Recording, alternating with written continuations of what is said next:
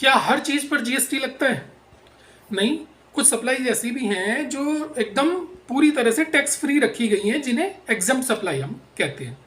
देखिए, CGST act का section 2 का सबसेक्शन 47 क्या कहता है? वो ये कहता है कि इस तरह की जो सप्लाई जो नॉन टैक्सेबल है, यानी कि एग्जम्प्ट सप्लाई की कैटेगरी में पूरी की पूरी डिटेल्स उसमें खोल करके बताई गई है। एग्जाम्पल के तौर पर मान लेते हैं, जैसे कि फ्रूट्स हो गए, सब्जी हो गई, नमक हो गए, एजुकेशनल सी चीज़ें हो गई, बुक्स हो गई, और हेल्थ केयर की सर्विसेज हो गई, और ये डेड बॉडी ले जाने वाले व्हीकल हो गए। इनके ऊपर कुछ ऐसी एग्जाम्पल्स हैं, इनके ऊपर जो ये सप्लाई है वो एग्जम्प्ट सप्लाई की कैटेगरी में रखे गए हैं।